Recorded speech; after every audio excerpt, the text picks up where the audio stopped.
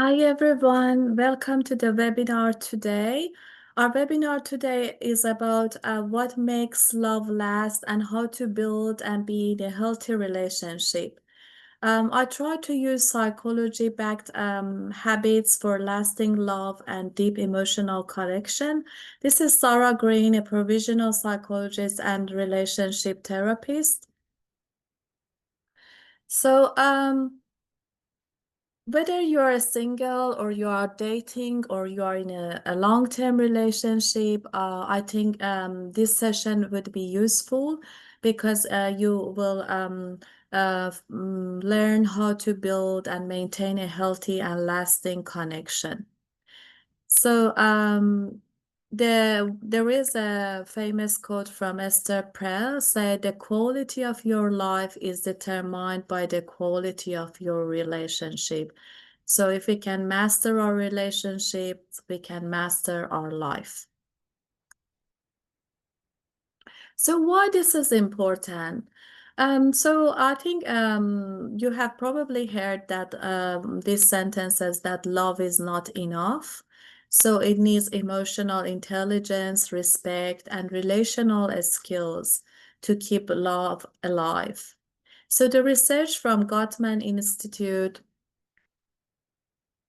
shows that 60% of conflicts in relationship are perpetual, meaning that these conflicts, they won't be resolved. And so it's important that the couple learn how to manage them efficiently. So the difference between healthy relationship and unhealthy relationship is that in unhealthy relationship, we usually have emotional withdrawal. They build walls and they don't communicate. They usually escalate conflict, and there are a lot of resentments due to unmet needs. While in healthy relationship, usually there is mutual support, emotional safety, and growth and connection.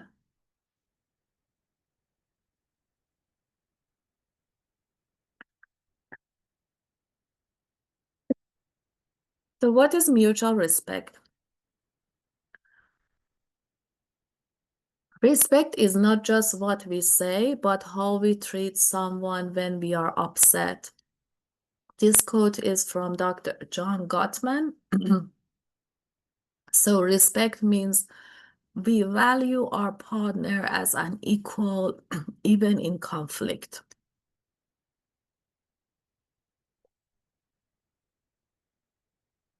So, for example, you and your partner disagree on how to discipline your child. Rather than saying you are too soft, you can say that I understand your view. We can explore a way that works for both of us. So the research shows that contempt, which means saying things that our partner feel unworthy, this is opposite of respect, which is the strongest predictor of relationship breakdown. So the second attribute of a healthy relationship is trust and honesty. So trust usually is built through a small, consistent action, not grand gestures. So honesty means being open, not just about the facts, but also about feelings and intention. So, for example, if you feel distant from your partner recently and you're afraid to say that, people usually say that indirectly, they show that they are sad or like, they withdraw. What what is better to say that honestly saying, I have been feeling disconnected recently and I would love to reconnect with you. So this honesty really helps. So Brené Brown calls this vault behavior. Means like being like a safe place for a partner when they are vulnerable and the partners feel safe to share things with each other.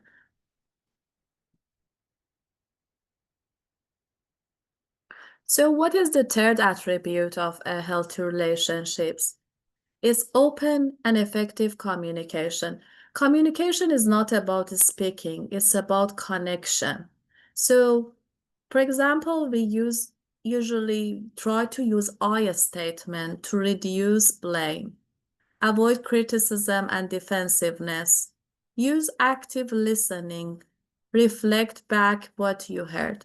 So active listening, for example, when we listen to our partner after they said something, we say something that we showing that we understand them. For example, summarizing what they have said or paraphrase that back to them. And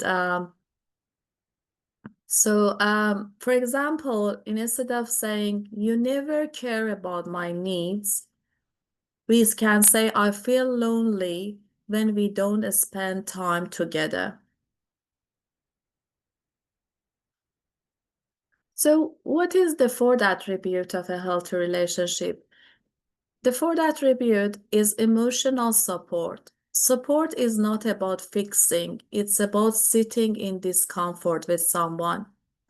So, being your partner emotional safe haven and not criticizing them. For example, if your partner say, I feel like I'm failing at work, instead of saying, just work harder, or why do you feel that you have already worked hard, or you shouldn't feel like that, it's better to say, that sounds really hard. Do you want to talk about it? So creating that space to explore about the feeling of our partner and try not to judge it or criticize or try to fix the situation. So the research shows that couples who score high on emotional responsiveness are more satisfied even during life stress. So the fifth attribute of a healthy relationships is creating healthy boundaries. Boundaries are not walls, they are a space where love can grow.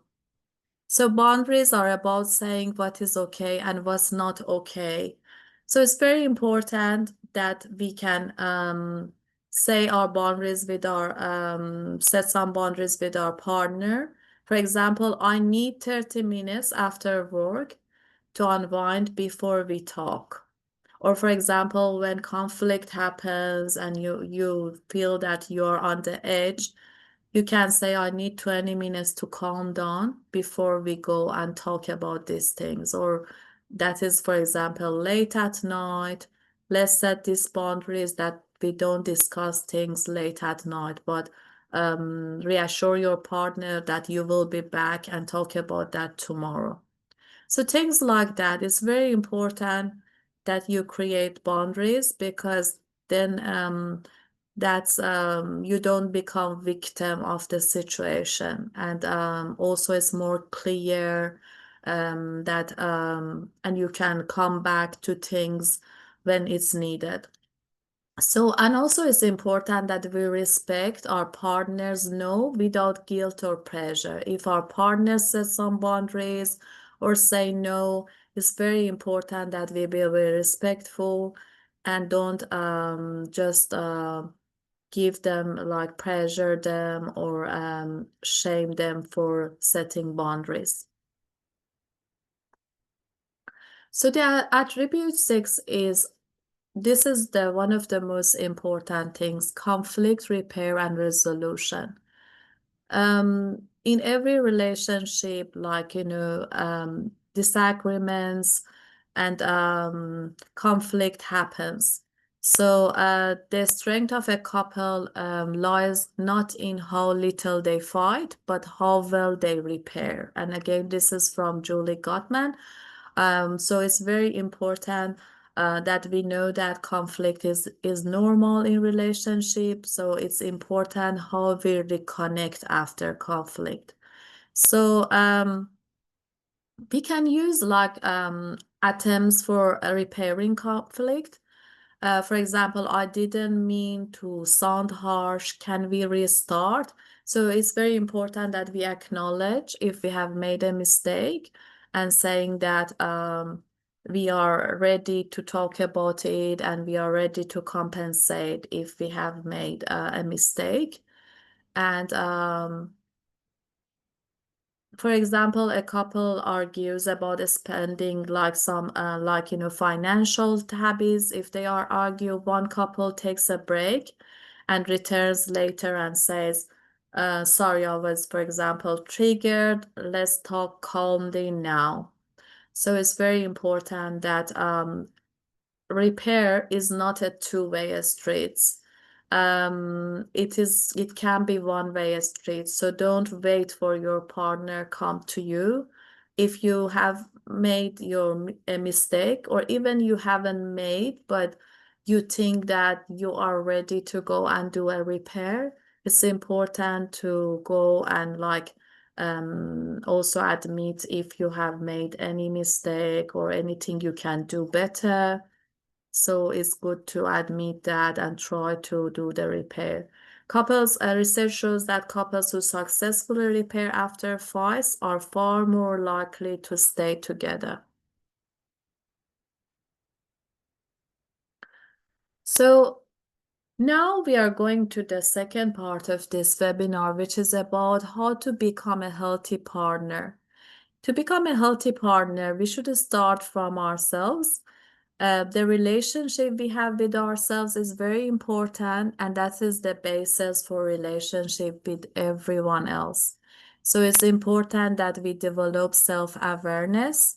We understand what are our triggers, what are our needs, our wounds, and also learned how to regulate our emotions before reacting, and also practice self-responsibility instead of blaming, trying to reflect what we can do better. Always when you want to blame the other person, look at yourself and see how can I change myself and behave better that affect my relationship. So, for example, instead of he always makes me feel anxious, when you get anxious and he has done something, it's better to ask, why do I feel anxious? When, for example, there is a distance between us. What part of me needs healing? So it's very important self-reflection. So the other things is before having a partner, try to heal. Unhealed people attract relationships that mirror their pain. So we should reflect on our patterns from childhood and past relationships, and also look at the dynamics that you have in relationship. What kind of partner I have attracted? Have they been unavailable, avoidant, critical? So why I'm attracting these people, or why I'm relationship with this kind of people? What part of me attracting these people? Try to heal that. And then if we choose partners from wholeness, not fear or scarcity, that can create like a partner. We can then attract a partner who is good for us. So one action that like singles can do is they can journal about the relationship they want, and also write down why they are attracting like a specific people in the past and how they can change it by changing themselves. So some daily habits for lasting love. One of the best one would be express appreciation every day. So gratitude towards partner really works. And if they do even a small thing, saying thank you and appreciating, and also checking with our partners. For example, how are we doing this week emotionally? How are you doing? And reflecting on that. Maintaining some rituals like date nights, morning hugs, or talking about our shared goals, that also helps. And trying to stay physically affectionate, like is it like from a small moments of eye contact, hugs, or jokes, all of this can help. And so, for example, every night we can ask, what was one thing that felt good this week in our relationship? For example, every Sunday night we can ask. So, see what has helped.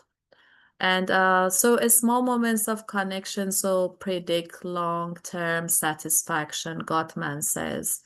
So, it's not about like doing big, for example, buying a expensive present for like, anniversaries. Those things are good, but everyday things like even looking at our partner's eye like for some minutes, or like they say hugs should be more than 20 to 30 seconds to create those oxytocin and bonding hormones. And also similar with the kiss, it should be more than like, for example, 3 to 6 minutes to create those oxytocin hormones. So it's important to have those small things, gesture, to kind of feel close to our partner.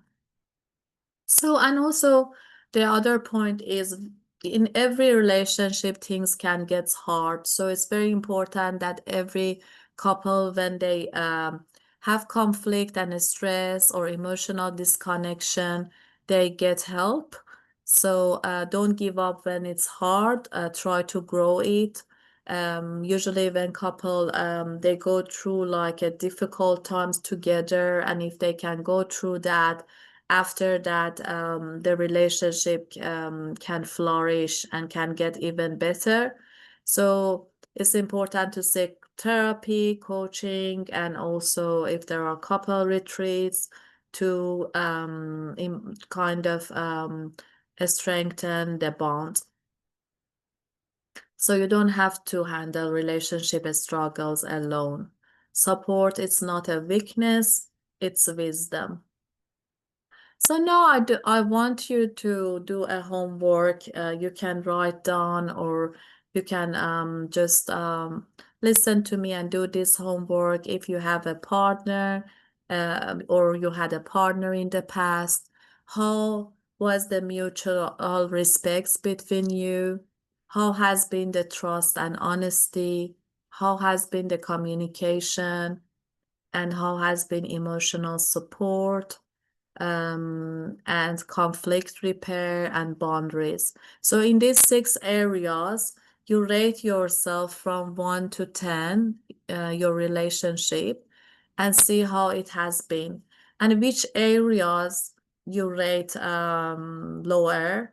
And then if, for example, it has been trust and honesty, which has been it has a lower score, then see what has been the reason and what are the small actions that you could take to improve, or now you can take to improve that. Or if it's about emotional supports, what can you bring? Or if it's conflict repair, see what can you learn in like repairing conflict or communication or setting boundaries in every area that you think you need help. Then go after that and write down what you can done better to improve that area. So there are some resources that you can just increase your knowledge about relationship, like Hold Me Tight from Dr. Sue Johnson, or Attached from Dr. Amir Levine, The 7 Principles for Making Marriage Work from Dr. John Gottman. And Esther Perel has some good podcasts. Where Should We Begin is one of them. And also Dr. Lisa Murray has podcasts about love, happiness, and success, which can help. So thank you very much for coming to this webinar. I will share a link that I appreciate that after webinar finishes, you put your takeaway messages and the thing that you learned from a webinar. I have a school community. If you haven't join this community. The good things is I record webinars and I put in the classes part of the community, and you receive emails every week about the webinar topics and recorded links. And also you can DM me for coaching and therapy if you need. And I'm happy just to also answer your questions in the free webinars after the webinar finish. So great relationships don't happen by luck. They are built moment by moment, word by word, choice by choice. Thank you very much. And